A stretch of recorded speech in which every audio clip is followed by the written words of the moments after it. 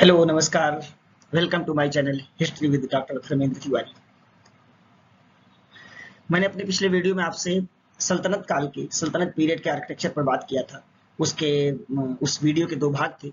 दो पार्ट में मैंने सल्तनत काल की स्थापत्य कला पर आपसे बात किया था और इस वीडियो में मैं आपसे मुगल काल की मुगल पीरियड की स्थापत्य कला पर architecture of Mughal period part 1 पर आपसे बात करूंगा। मुगल पीरियड के लगभग तीन पार्ट में थ्री पार्ट में पूरे मुगल काल की स्थापत्य कला के बारे में आपसे मैं बात करूंगा। इसमें ये फर्स्ट पार्ट है और इसमें बाबर और हुमायूं के समय की जो स्मारक हैं, उसमें की जो बिल्डिंग्स हैं, उन पर मैं आपसे बात करूंगा। कहा जाता है कि बाबर को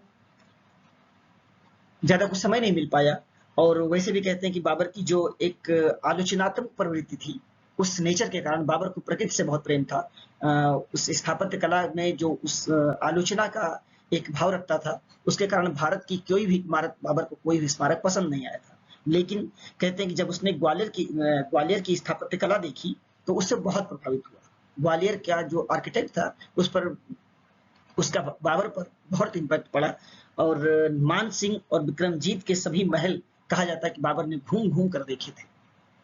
इससे बाबर ने फिर भारत में कुछ स्मारक बनवाने का जो उसकी जो योजना बनी, उसमें कहते हैं कि उसने आगरा, सीकरी, बयाना, धौलपुर, ग्वालियर, कोइल, जिसे आज अलीगढ़ कहा जाता है, वहां से बहुत से कलाकारों को, आर्टिस्ट को बुलवाया और कई स्मारक बनवाए, बहुत सी बिल्डिंग्स बनवाई। लेकिन समय के काफी एक इतने दिन का एक समय का जो एक फर्क रहा, उससे कहा जाता है कि बाबर के समय की कोई भी इमारत आज बची नहीं। सिर्फ 2 या 3 मस्जिद हैं जिनके बारे में माना जाता है कि बाबर के समकालीन है, बाबर की बनवाई हुई है। तो फ्रेंड्स आइए बात करते हैं आर्किटेक्चर ऑफ मुगल पीरियड में बाबर और हुमायूं के समकालीन उसके समय की इमारतों के बारे में, उसकी स्थापत्य कला के बारे में। ये आप देखें, ये एक पिक्चर आपके सामने है। ये कहा जाता है कि ये काबुली बाग मॉस्क्यू है, काबुली बाग मस्जिद है। This large mosque of Kabuli Bagh was built by Babur in Panipat, Haryana in, यहाँ पर 1929 लिखा हुआ है, ये बिल्कुल गलत है, ये मिसप्रिंट है प्रिंट करने में, ये 1529 होगा, 1529।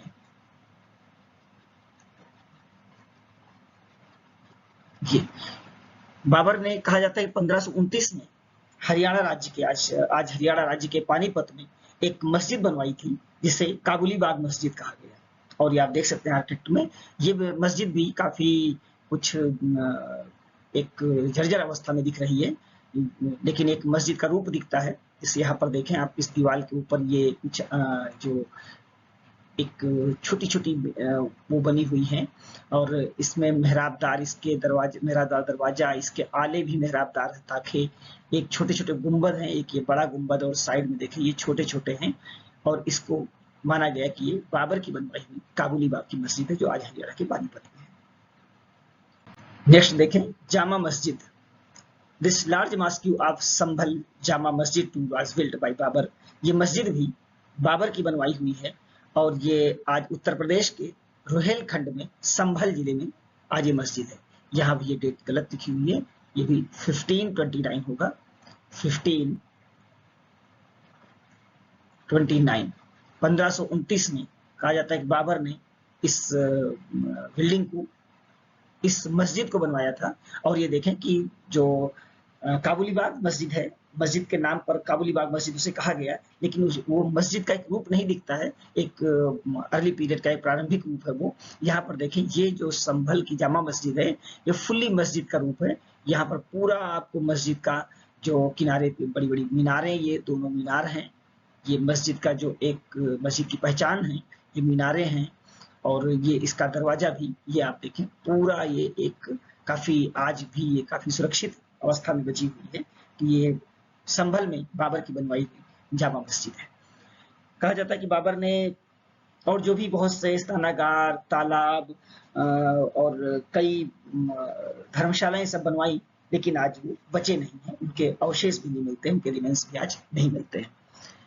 और कहा जाता है बाबर ने एक तीसरी मस्जिद भी बनवाई जो फैजाबाद में, अयोध्या में बाबर के सिपहसालार अब्दुल बकी ने बाबर के आदेशों पर अयोध्या में एक मस्जिद बनवाई थी, और कहा जाता है कि वो भी बाबर के समय की बनवाई हुई है, जहां पर आज राम जन्मभूमि बना हुआ है। कहते हैं यहाँ पर एक मस्जिद थी, और वो अब्दुल बकी जो बाबर के सिपहसालार थे, उन्हीं के द्वारा बनवाई गई थी, बाबर के आदेशानुसार ये काम हुआ था।